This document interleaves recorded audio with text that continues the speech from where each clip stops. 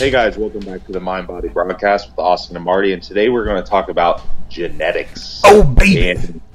And I know first thing comes to mind, you're probably thinking, oh, genetics, how jacked can I get? And how huge and massive and perfect can I make my physique? And we're going to talk about that, but we're going to talk about some components of genetics that I think people miss the boat on because, yeah, no doubt genetics are probably the number one determining factor in how what you can do with your physique, assuming you're adhering to your nutrition and training and everything. Mm-hmm. But there's just a lot of components of genetics that never get talked about that I think people could exploit, that they may have, in other words, they may have genetic strengths that they're not focusing on. They think that being strong or having, building muscle fast is the only two, genetic strengths, when there's a lot more things that you can really exploit. Oh, yeah. Like we were briefly talking about this before we hit the record button here, but there is pain threshold genetics. There is organ genetics, like as in, is your liver better than most? Is your heart better than most? You've got metabolic genetics, we'll call it, or you could slip that into metabolic resilience, like how good are you at bouncing back from extended periods of fat loss or extreme periods of fat loss? And then one of the bigger things I can't, like I said, Mind Body Broadcast, baby, that's why it's here, is we'll call it psychological genetics, like as in, what are you able to handle in terms of I don't want to be too mean and not politically correct, like are you a mental and emotional wuss, or are you in a mental and emotional stronghold, like Fort Knox type of thing, right? Because that will matter.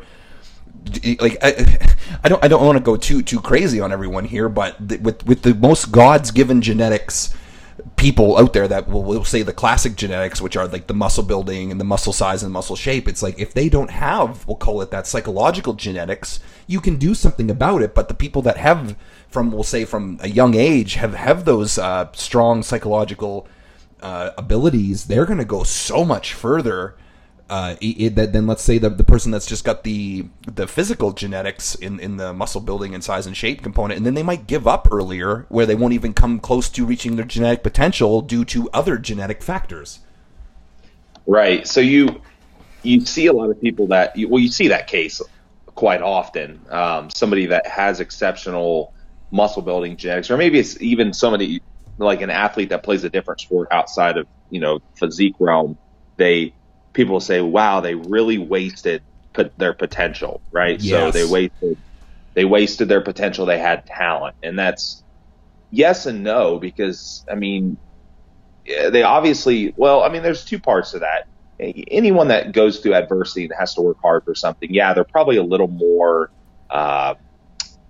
conditioned to having to do, work hard, and they're going to be able to do those things throughout their life. But at the same time, there's also, you're programmed a certain way from birth. There are influences such as your upbringing, such as your, what your parents are like, what your environment's like, and all that. But yeah, we are programmed. We're not all the same. We don't all start with the same slate in terms of, our mental genetics and capacity for, like Marty said, pain or just, we in bodybuilding, like we use the word suffering. And suffering would be, it kind of might get overused at times. But, suffering might be just the capacity to endure the nutrition, like, really low calories or lots of cardio, that just feeling horrendous at times when you have to. We see it a lot we see it in the pro ranks. I think a good example is people that turn pro simply because they're in pretty good shape, and they're just structurally and muscularly, they're just so much better than everybody else. But once they get into, the pro ranks, they struggle because they've never actually been in that super hard, dry, nasty condition that takes that suffering, quote unquote. So, they just don't have the mental capacity to do it. And there is a genetic component there. Oh, yes. Yeah. So, genetics are just as much psychological as they are physical. So I think like I said, in terms of psychological, that's really where people don't um, people don't kind of link genetics with psychological when there is a strong link, like I said. So your ability to, like I said, your ability to endure things, your pain threshold, that's going to obviously translate over into training. Another genetic component is, let's be honest here. Not everyone's built, or not everyone is born with the same genetic predisposition for being intelligent, even. Mm-hmm. You know, Yep. Yep. you can learn things. You can absolutely learn things. You can absolutely broaden your intellect. But at the same time, I mean, everyone's learning capacity and ability and how quickly they can learn and how they learn in terms of, you know, ways they receive information is going to be different. So how does that translate into what we do? Well, I mean, if you have more information and you know how to do things better, well, that's obviously important. Or it can be stuff like, hey, maybe, and here's where they tie in multi-steps, like, hey, maybe somebody has a really poor nervous system. We talked about that. They Right. don't recover very well from training. Well, do they have the intelligence to know when to back it off and know how to auto-regulate their training and do all those things? Yeah, I mean, that's a genetic component. Both of those things are. So Yes. it's extremely complex, and just learning how to exploit different parts of your genetic strengths and it's going to be obviously important in your success. So Yeah, and like that, you tipped it off right inside my head where to go into next. Is that, like, if you don't know these, we'll call them, I love that you said genetic strengths. We'll keep using that. If you don't know your genetic strengths, I think that's where a coach can be absolutely invaluable in helping you to kind of discover those. Like, let's say you've got immune system genetics. Like that's me. Like I very rarely get sick, whereas I have. Some clients, I'll pick on my client Kate. Hi, Kate. She will get sick at the drop of a hat, and that's not due to vaccinations, not due to lack of vitamins, not due to blood work being poor. Just she gets walloped sick much more than others. And if you know that, then you know. Maybe be one of those people that avoids, we'll say, a children's classroom on a daily basis type of thing, where kind of germs are everywhere. But once you have those genetic components, it's not that you can't keep building those, but it's if the weakness is, like, let's say the immune system is perfect, if that is one of your genetic weaknesses, you have to know that and be able to work around that, because that let's say you had the best physical genetics in terms of the muscle size and muscle shape, but yet you keep getting sick every month, we'll say, that's going to hinder the living hell out of your we'll say bodybuilding progress, because you won't be healthy enough to either push past those. Even if you have let's say you've got a great pain threshold, and you have a great sensor awareness, you know when your 1 rep max is, you are able to use a good RPE scale, the rate of perceived exertion scale. But you always get sick, so maybe you need to tone back that rate of perceived exertion scale so that you don't continually put yourself into a state of sickness. And so then you can kind of, we'll call them, you use your fitness on those genetic components, such as building up your pain threshold, or kind of doing things like that. Like, I know before I did the extreme stretches in DC training, dog crap training, like my pain threshold, I had no idea where it was. And then I was doing like some of the extreme stretches with like hanging for the lats or holding dumbbells, stretching my chest. And I was like, wow, I can do like a lot more than like I'm reading a lot of the guys online are doing. And so that was a strength. And so then I didn't really have to work on building that up, but then it was being smarter about things. And for me, especially for the high, I think where the high pain threshold could be a detriment to me, was not knowing when to stop. As you said, it was we'll definitely call it, it aided in me being able to be intelligent about it, to not go past these threshold or go past the point of failure in a bad way, not to the point of someone like Dorian Yates or whatever, but now to the point where that I wasn't compromising my joint integrity, I wasn't compromising my mental integrity, I wasn't burning my CNS out too much, because I do not have a great CNS genetic component. If anything, it was more of trying to build upon that, using environmental structures, learning about it, learning some psychology behind it, figuring out why I didn't have such a why I didn't have such a good CNS threshold compared to others. That was one of the weirdest things for me personally, was knowing that I had a great pain threshold but not a high CNS threshold. So I'd have to do more brief sessions and not quite hammer myself with compounds versus someone else that could maybe do it more, could maybe train more often or something like that. So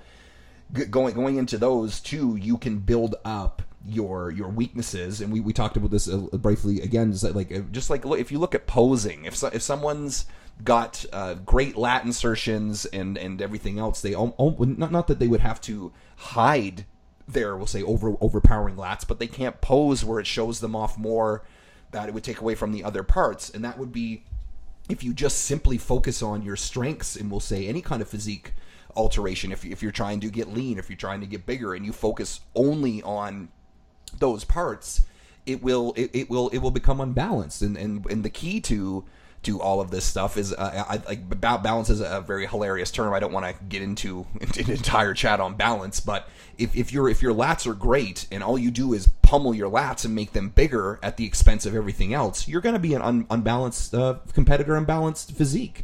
And if that's what you want, that's cool. However, if you want to get on stage in a bikini or a banana hammock and pose, that's not what they're looking for. They're not looking for overpowered lats. So bringing up those other parts, and you can use the analogy of a bodybuilder. Like if your biceps suck, let's say your biceps are your metabolic resilience, you got to know that, and you got to be able to build that up. Yeah, it's funny because I just trained with a client. I lose track of my days. I think it was yesterday. Yep. And this is, and we talked about this a little bit. So, and guys, this episode, it's not like we're telling you more like how to exploit and take advantage of or correct some of your things that aren't your strengths. And this, and the conversation I had with him was about exactly that, talking about, muscular imbalances, which we all have them. Most of us do. Yep. And he's a new client, and he was just kind of telling me about, all the things that he had done previously, because he was very aware that he had structural and muscular imbalances. And on paper, you look at it, he had weak lats, and he had done, and he's doing lats twice a week, and he's doing all these exercises that, varying his grip and all this stuff that you'd say, oh yeah, that's what's good for your lats, right? Mm-hmm. Well, the problem is he didn't feel any of it. Right. He wasn't feeling it in the target tissue. So again, going back to what Marty was talking about in terms of, just some of the physical stuff. Yeah, when we look at muscular imbalances, that's a huge thing. And the problem is you're not always going to be able to make everything perfect. You can't, the biggest thing obviously is like the shape of the muscle bellies. You're not going to be able to change that. If you have, if your quads don't sweep from the hip, if your lats insert high, if, all that stuff, you can't change that. So, there are things you can do in terms of, posing, for example, like you said, that's a big one. I don't think people do a good enough job practicing posing and learning how to hide and exploit things. You can tell when people do, because there are people that those are the people that look so much bigger on stage and better and from all angles than they would in a t-shirt. Why? Right. Because right. Yep. And luckily, like, that's something I've worked on a ton, because I feel like I'm more of an actual stage bodybuilder than a gym bodybuilder. Right. So not that, luckily now I kind of look like I lift, but, Yeah, good. That's one of the goals. That's good. Yeah. But still still there's going to be guys I compete against that are going to look maybe bigger in a t-shirt, but on stage it's a whole different story. Oh, and yeah, go ahead. Keep going. Yep. Yeah, and that's all posing. That's all learning how to exploit your genetic strengths and your genetic weaknesses, and how to hide things and highlight other things, and obviously how to activate target tissues in the gyms and bring up weaknesses. So all that stuff's obviously extremely important. And you mentioned one other thing while it's fresh in my head about you said immune system, right? Mm-hmm. So with your one client, well, we had an interesting conversation in on the other podcast I'm on, so the OPD podcast, we had Cliff Wilson on. Right. And so I don't know if you heard that one or not, but we talked about differences, and this was really interesting. We talked about differences in ethnicities between between Caucasians and Black and European, and differences in like metabolism. Right. And it was really interesting. And it's not just metabolism too. There's actually research showing there's differences in genetic differences in like your gut microbiome and your digestive tendencies, like lactose intolerance. That's a big one. Yeah. Well, they show that African Americans have the highest rate of lactose intolerance across the board. And well, I mean, that's obviously a genetic component, clearly. So that's really interesting, because what we came to the conclusion when we were talking about just the metabolic side of things is that this was genetics from an evolutionary standpoint, and this is just facts. I think that over time, looking at cultures that were more laborious and more like more labor intensive, like for example, when there was like slavery was around forever. Well, of course that's gonna cause, from an evolutionary standpoint, that's gonna cause some kind of genetic adaptation over time, over generation, from one to another. So now we have a lot of African Americans, or that have great muscle building tendencies, and they don't lose tissue, but at the same time they also tend to have like a slower metabolic rate. Why? Because,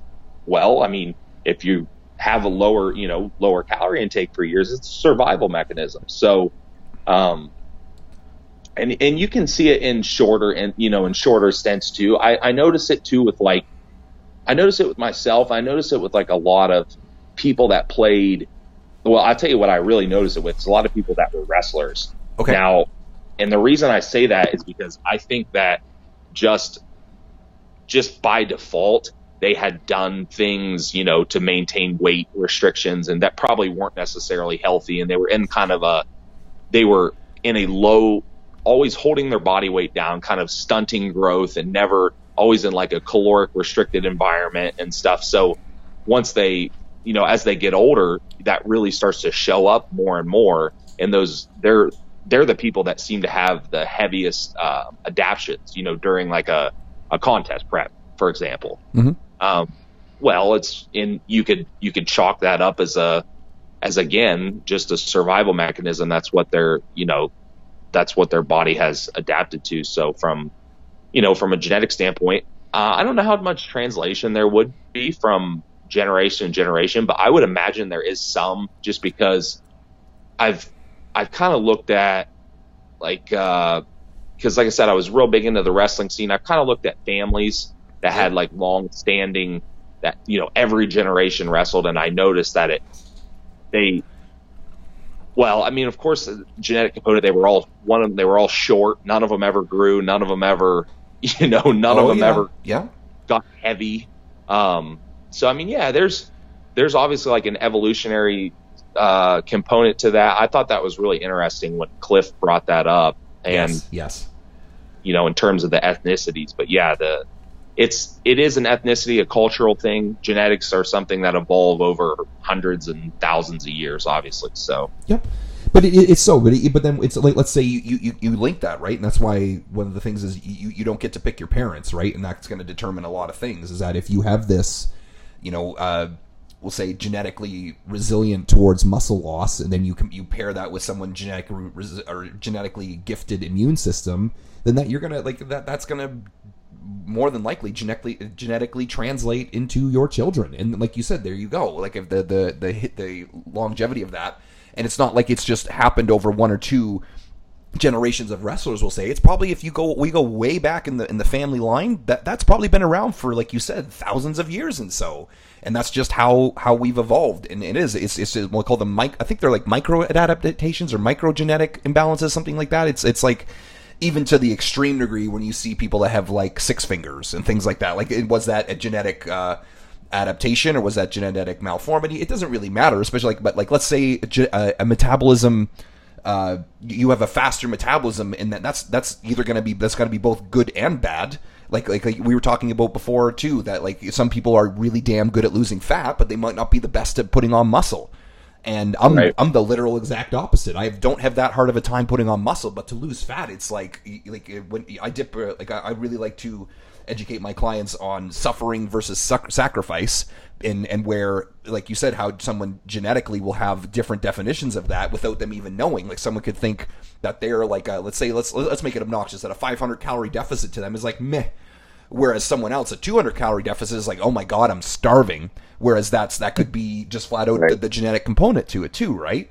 But I know for a fact that I had to kind of, we'll say, grow up in a sense if I wanted to lose that fat. And I had to know that, like, wow, okay, these other people around me, especially my clients, like as a side rant, like clients will show you all the good and bad things about your own physique success. It's kind of funny because like I will get people in shape faster than I've ever dreamed of, and I'm like, you lucky bastards. It's like, but then it's also showing me, it's like, okay, cool. It's either like, put up or shut up. So I either would suffer more, lose the fat, or just don't do it, and then move on. But either then you can, that's what we're talking about here, when once you know the genetic cards you're played, then it's all learning how to play the game in a sense, right? You can think of it like here comes from Marty's mouth for this week is you're given cards, you're dealt the cards, but then you can learn how to play the game or not. If you suck at poker and you're always given fantastic cards, you probably still won't win unless you are like, you have that's sort of beginner's luck. I won't even talk about that. But if you don't know how to play,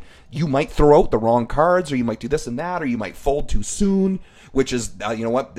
I love this analogy already, and that would be directly correlational to, let's say, the genetically gifted bodybuilder that gives up too soon, either because the suffering's too much or something else. That is them folding their hand when they would have won.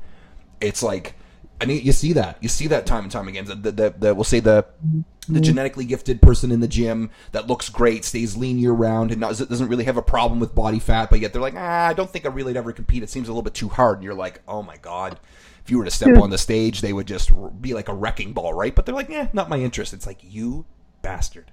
Why wasn't I born with that genetic component though, right? But yeah, talking about how to kind of, once you end up finding out those genetic cards, and I hope we're already kind of expanding your minds in things here, talking about, wow, okay, there is more than just that person had genetics. Well, now you know that there's a significant amount of other components go into there, but then we'll say, start having genetic fitness. So you can start knowing that if your immune system sucks, go look, what is your levels of vitamin B12 at? What are your levels of vitamin D and vitamin C at? Like, is there a reason that, like, are you now malabsorbing things, or what is it? Or like, and then even then you could still maybe have an autoimmune disease, maybe it's something like Hashimoto's for your thyroid, and now you have to take care of that because like, I won't get too far into hormones flat out, but like, let's say you're not hormonally gifted either. Like, you have a natural low level of testosterone, you have a natural hypothyroid, which can happen. It's not that they're the governing factors, because nutrition will matter significantly more than what most people kind of let on. They'll kind of, we'll say, pigeonhole and say, oh, it's my hormones. That's all I'm kind of got going on for me there to really make me not get in shape or not cure this disease or whatever. But sure. But once you know those things, and you can express that genetic fitness, you can look into those things to know what to optimize, and that kind of boils down to the, like, how badly do you want it kind of thing. But it's this. I think one of the reasons even Austin kind of made this topic. I love this that you came up with this. That it's, if you blame the genetics, regardless of what it is, if it's your psychological genetics, if it's your pain resistance genetics, if it's your CNS genetics, if you blame them, then that's cool.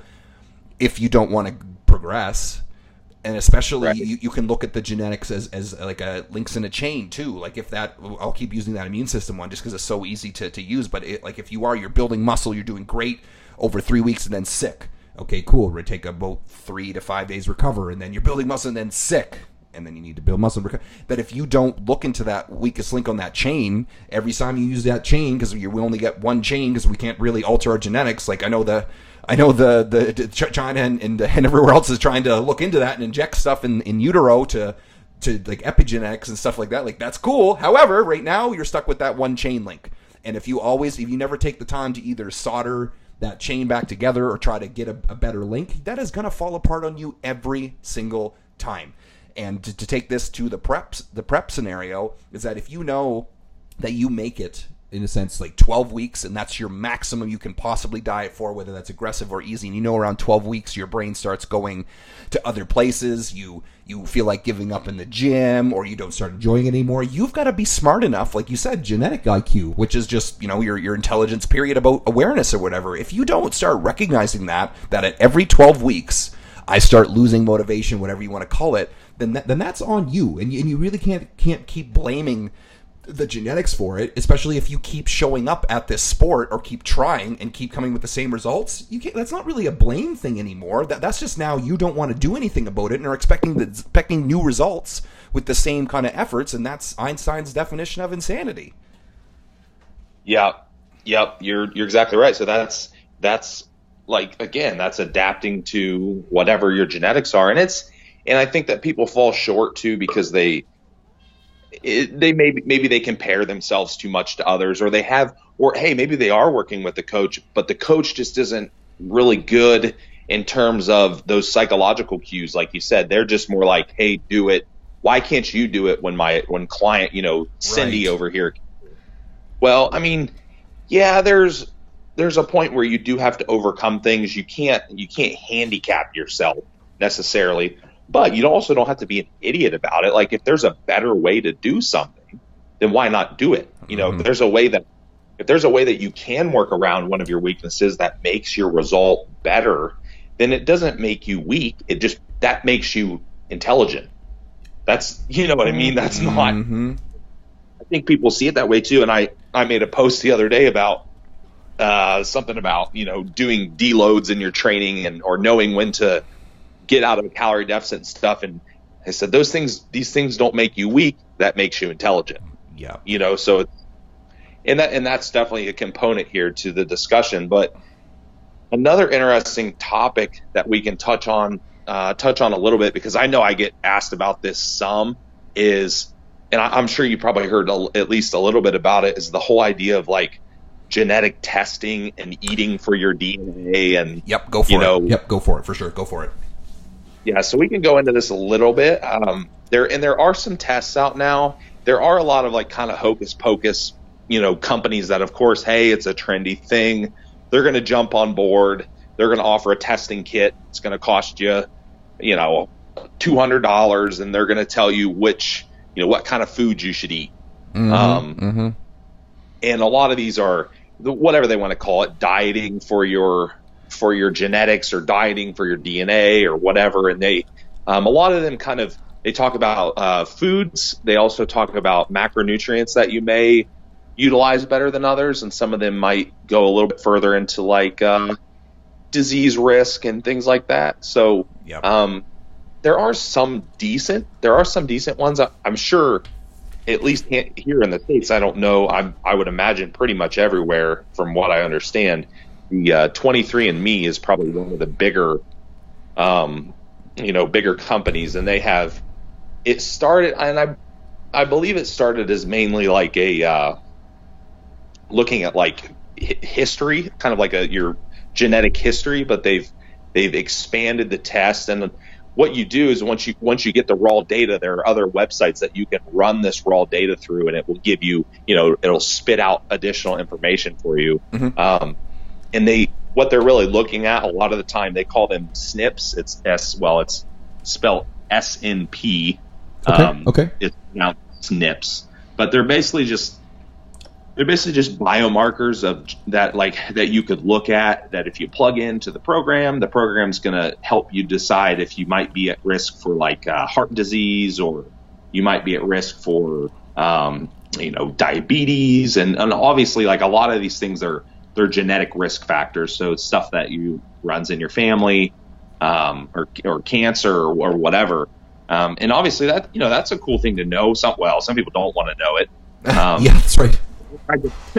Which I can understand. I totally understand both sides of it. Some people would rather just not know. But yeah, so there is some, there are some things we can do in that regard now. It's not completely 100% foolproof.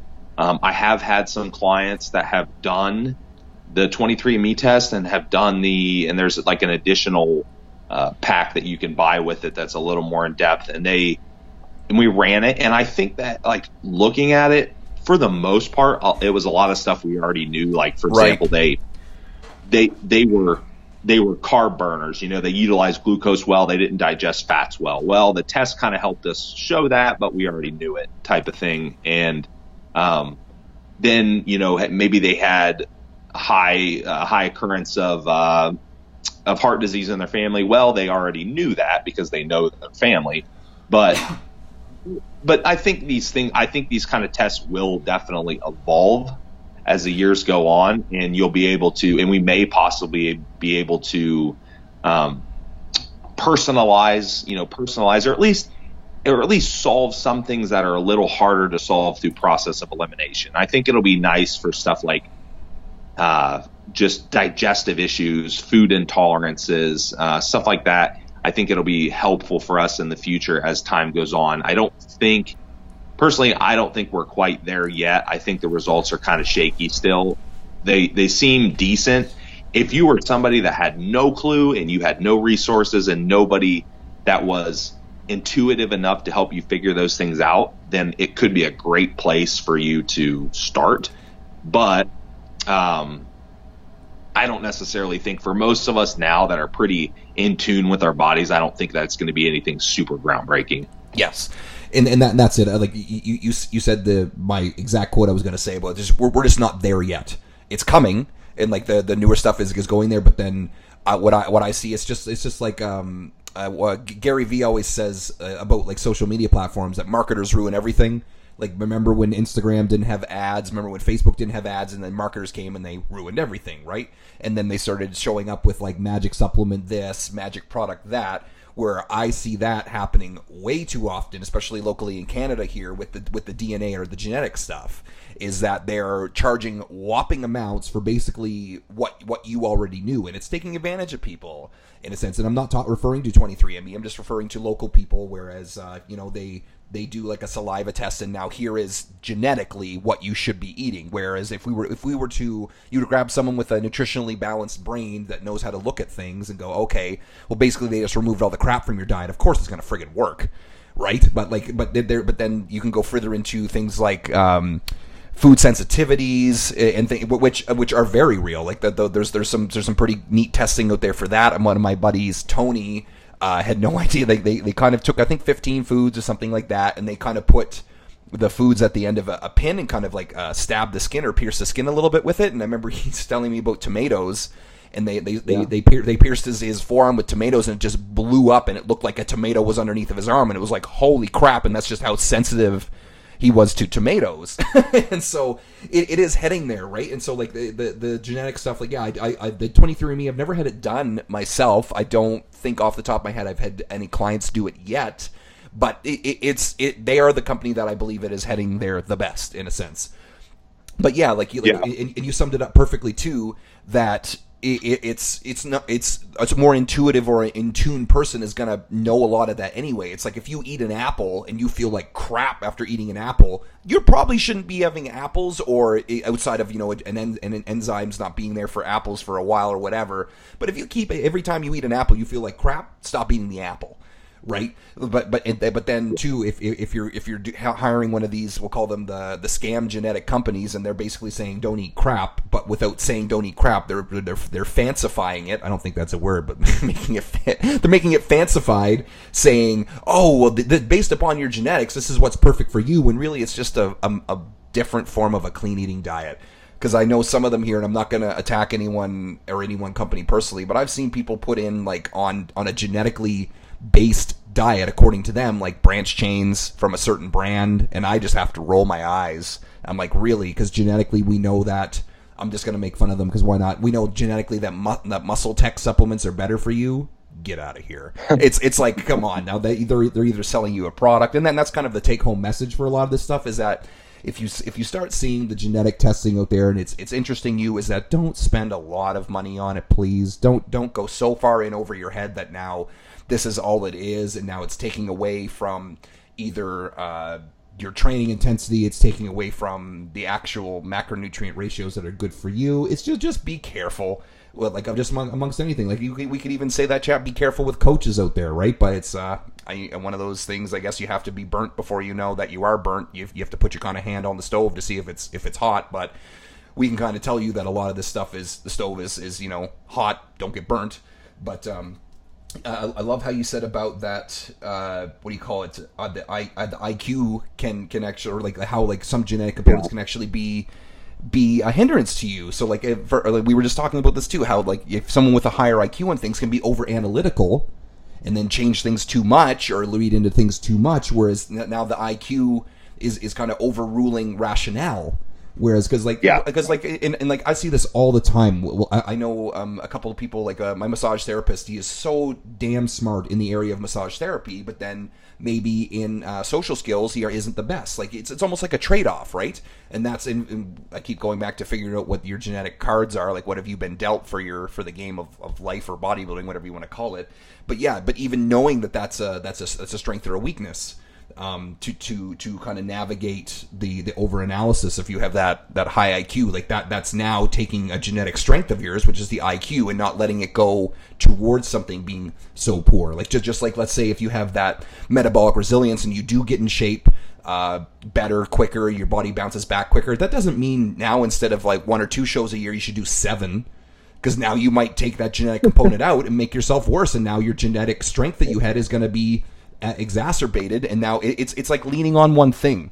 It's like in a sense of if you know that one of your walls in your house is titanium, still hang stuff on the other walls just in case. Because if you keep hanging on that to titanium wall or keep like beating up that titanium wall, it will eventually crack. It's just way less of a chance to crack than the other components. So spending the time on the other non-genetic stuff that you're not the non-genetic, I shouldn't have said that, on the things that you're genetically not gifted in is going to be one of the keys to keeping yourself going in the sport, especially if you don't have things like longevity. You have to do components that will give you a better longevity than you would have initially started with. Yeah, there's one more thing too. Two things actually we talk about because we're kind of on the more health side of things.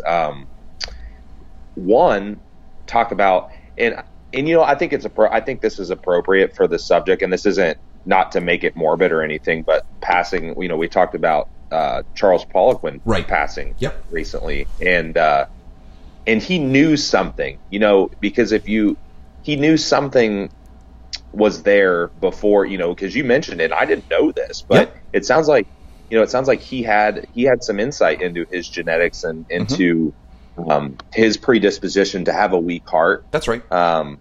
And he perhaps knew that something was happening.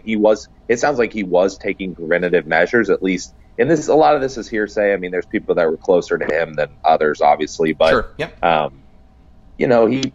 he did, you say he did actually end up dying of a heart attack. That's right.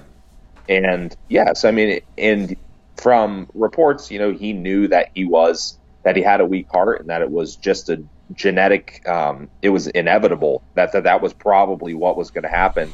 And in a case like that, you can't always prevent everything. When it comes to genetics, especially from a health standpoint, you can try to minimize risk and you can try to take I always call it calculated risks. That's trying right. to do things that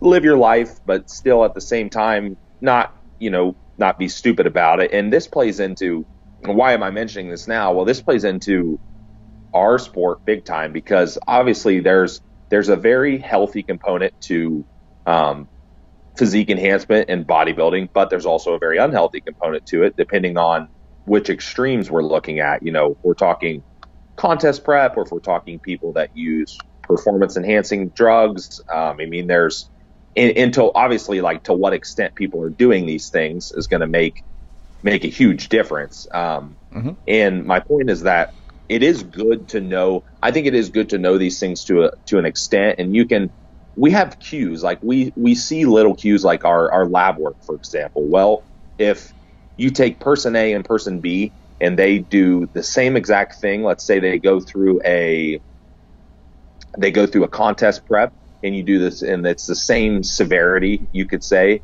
And I'll look at the health markers of one person, and I'll look at the health markers of the other person. Who recovers quicker and easier? Who's more resilient? Well, I mean, there's obviously a genetic component to that. How do they react? How's their body react to a certain stimulus, whether it's bad or good? So, I mean, knowing those things, you can help kind of minimize risk. Maybe that means competing less often. Maybe that means you need to do things in terms of like preventative health supplementation. I mean, I think luckily, I think the industry is getting better and more educated in terms of preventative, supplementation and preventative measures, and nutrition wise. So I hope we keep heading in that direction. I hope people keep kind of moving in that direction, because hey, it's like you only live once. If you want to compete, if you want to do things that are extreme because you enjoy it, then that's fine. But at the same time, it's like not throwing caution to the wind if you know there's something you can do to prevent it. I mean, I know for me, I have certain genetic weaknesses, like my lipid profile, for example. Well, everyone in my family's had problems. They always have just low HDL levels. That's just how they all are. Okay. No matter what they do. I know how I can keep mine pretty darn good, like relevant to myself and what I have to do to keep my heart healthy. And at the same time, I just got my lab work back. Well, I think it was my EGFR levels were like 114. Mm-hmm. Well, and that's really, really good. So my kidneys, they're awesome. They're strong. Yeah, cool, man. That's awesome. Yeah. So stuff like that, we can look at it, and we can definitely kind of try to keep our health in check in that way. And I think that that's definitely important in the long run. And the other topic was, we don't have to go into this one super far, but this kind of goes along the lines of the genetic testing, but they do have some testing now looking at like gut microbiome. There's a ton of research going into that. Mm-hmm. That is hugely genetic. How what bacteria composition of your body is genetic for sure. I don't think the testing is very good yet. I did a lot of research on it because I saw some kits out there, and I'm like thinking, hey, if these are good, then I'm going to try it. But I didn't find, basically the results didn't tell you anything. And I think that one of the problems is, well, like DNA, there's, billions and trillions of bacteria. So it's to have an all encompassing test is going to be pretty difficult. Yes. Yes. So, but that's another one, gut microbiome, digestion, food intolerances, all that stuff is definitely hugely genetic as well. It is, right? Like one of the, and if anyone out there is kind of thinking like, okay, like they're going super in on the genetic stuff and what's different. One of the easiest ways to think about whether you got the genetics or not is think about the alcoholic that has been beating the living snot out of his liver or her liver for years and years and years and doesn't get any kind of cirrhosis or anything of the liver, but then someone that's, we'll say, treats their liver great in terms of doesn't take a bunch of medications that are bad for the liver, does not drink alcohol, and they are the ones that need a liver transplant. And then the other example is the person that never smokes their whole life gets lung cancer, and the person that smokes their entire life doesn't. Like there's genetic resiliences and genetic wonders out there. And that's cool for the people that can smoke cigarettes their entire life and they don't get lung cancer. They die of, we'll say, old age. Like, good on you. Like, you won the genetic lottery in that sense. But maybe they didn't win the genetic lottery in either the mental health realm or something along those lines. That's just a really easy way to kind of be aware of kind of those things. I really, really am happy that you mentioned about the gut microbiome stuff coming out, because it is, I don't know why they're doing it, and I don't care. I'm just happy they are, but they are dumping a lot of research into this, and that is what is coming back. Like you said, it's so much genetic there too. Because I remember I've trained a girl that had about 3 ulcers, and I think she was not even 25 by the time she had them. And I was like, what are you doing? And she didn't eat bad at all, and that was when I was first starting to get my mind blown just over how genetic that stuff really is, like how sensitive the gut is. I'm like, like how foods that we assume are safe, like let's say a meal of chicken and rice, white jasmine rice, which has been shown to have really good digestibility, but they bloat up from it. It's like, holy crap! Like just in outside of supplementation, outside of getting it checked, being able to find out where kind of your missing links are. Again, that's learning how to play the game of cards versus just looking at your cards and not knowing what to do with them. But if you don't look into that stuff, again, we can't really blame purely genetics for it. And how many times have you heard that? Like it's it's my hormones, or it's my liver. It's like, okay, cool, but what are you doing to make that better? And that's kind of what I think that we do as coaches, is that we expose, like you said, some people don't necessarily want to be exposed. And I'll give like a little side story. Like if you are told that you have a weak heart, and then you start knowing that, and you just like kind of give up in a sense. Go, well, I got a weak heart, I may as well destroy everything anyways. It's like, well, that's one choice. Or now that you know you've got the weak heart, you can look into heart health. You can look into specialists. You can look into supplementation, or if you needed medication for that. And so it is all kind of up to you. And I hope anyone that's kind of listening that says like, yeah, I do have a little bit of an issue with my lipid profile, like you, Austin, and then they go, okay, I think I should really start looking into making that better, because that might start affecting all the good genetics you have. Like if you don't have a good lipid profile, that could put you in the hospital. That could do some there's some really awful things to you that will keep you from doing something that you claim you love, which is bodybuilding. Am I right? Yeah, no, you are right. There you go. And that's kind of right from Marty's mouth. And yeah. That's really the takeaway. I mean, don't ignore these things. Do your best to correct the genetic weaknesses as much, or at least prevent them from holding you back. Whether it's something health related, whether it's something training related, or like you said, in our sport, something psychological. Is there, I really hope, it really stinks to see somebody that has all of the good physical genetic features, but is held back because of something psychological. There are resources out there, if you need some help with things, I mean, reach out, utilize your resources. Sure. We're learning more and more about this stuff. I think that we actually had a good talk with another good one that I completely forgot about. We had a good talk with Dr. Scott on the OPD podcast too, and he talked about genetic response to. I think he's kind of on a kick right now. He was talking about genetic response to like supplementation and diet and things like that. So if you want to look into, might be a good resource if you guys want to look into the fitness side of things, but I don't really have a whole lot to add to it. Is there anything? I'll just basically say, like, if you like, especially because how many times have you seen someone blame a genetic bodybuilder, like, oh, they've got the better genetics for me, and like you said, it is paramount. There is like, if talent meets work, you don't have the talent naturally, you will be beat. Especially like, and that goes for almost anything, right? Like you have the hard work beats talent, which in some degrees it does, but then we'll say hard work beats genetics is going to be a little bit more difficult. But then if hard work has genetics, ooh, like that's where it can kind of meet, we'll say, the ultimate. However, if you're out there and you're like the reverse, you don't have the genetics. But you do have, we'll say, the genetics for the pain threshold, for the immune system, is like, take that as a big damn positive, right? Because that is where you can then put in the work towards that. And like, maybe your physical genetics suck, your biceps suck, or whatever. You can put in, it's not even so much finding the right exercises for that. Like, I love your example with the client that you had, that now you have to find where do they feel it per se, right? But also, like, don't get this is me being aggressive, is don't get too upset about that stuff. Don't get upset that you don't have the best biceps. Be really happy that you got longevity in the sport, and don't let that take away from that. Like, sure, you might every time you go into the gym and you train biceps, you go, effing biceps, it's freaking.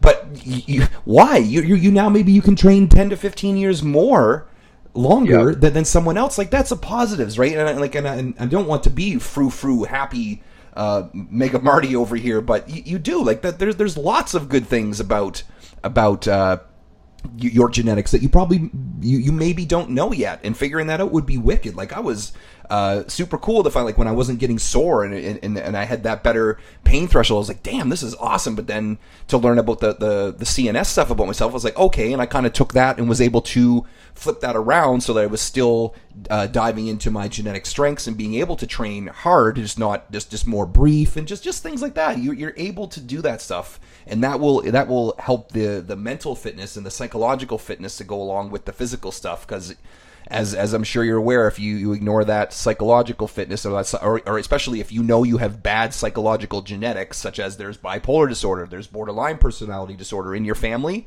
yeah, you probably get handed those shitty cards for that. And that sucks, and I feel for you. However, it's up to you to then do something about that too, whether that is either medication, whether that is cognitive behavior therapy, whether that's talking to someone. Like you said, reach out. Like there are things for that, but I'm not trying to go too therapist on anybody by any stretch, but it's just you still have the power to do something about this stuff. Yeah, I like what you said about don't get too hung up on it. Just search for what you are good at and your strengths, and hey, there was a quote the other day. Well, it wasn't really a quote, it was more of just a saying. I think it'd be a good way to kind of add to the end of this is it was related to business, but again, sure, like we said, your intellect and things you're good at is largely genetic. So maybe think about this. If you're doing something that is very consuming in your life, or something that maybe you're trying to make money at, maybe don't do something you're not good at. Hey, how about that? You know what I mean? Like maybe there's a point where you bail on something you're not good at. Maybe it's doing more damage to you than it is good, and it's not. And again, this stuff, it's not that it makes you weak. I personally think it makes you intelligent. This, like I said, this was largely business related. It was a business seminar I was at, but essentially the takeaway message is, if you're in a business venture that you suck at, don't do it because you're wasting your time. And if it's a hobby, if it's a hobby and you're bodybuilding because it's a hobby, like I really don't see any issue there. But my point being is that to what length are you going to get better at the hobby? Like, are you doing something that's really deleterious to your health? And if you are, should you be? Because what is the return? So that's kind of my point. That's the huge difference. Like, right, like especially if you suck at it, right? Like business is similar, ever so slightly different, but similar. But yeah, if you suck at something, you're probably not going to make a lot of money doing that. However, if you suck at something but you enjoy it, like that's me in bodybuilding. I'm still going to do it, but I'm not going to try to make all my money off of being a competitive bodybuilder. That's the difference, right? Like you said, and also if it's not detrimental to my health. Those are kind of the key factors there. But yeah, but then conversely, if you're great at something and you don't like it, maybe not do that either. Sure, absolutely. Because then that mental fitness or that mental health will start going down the tubes, and that's an even more rotten place to be there. I've seen countless, and we just talked about this on the weekend, a seminar I was at. I've seen countless people lose the love of why they were doing something and just do it either for the first place or do it because they're good at it. That if it doesn't fulfill you, ladies and gentlemen, look into something else for the time being, or even take a break from it. Maybe that's what it is. You've been doing it too much. Like I used to love playing Diablo, and I tell you, I played way too much Diablo, and now I don't know if I could go back. And sometimes I might miss it, but that's there's the nerd portion of our podcast done. All right, you got anything else, man? No, I think that's it. I think we rambled about 20 different directions. So magic. All right, from the genetics to the wherever you want to make it believe podcast. This is Austin and Marty, and we'll catch you guys next time.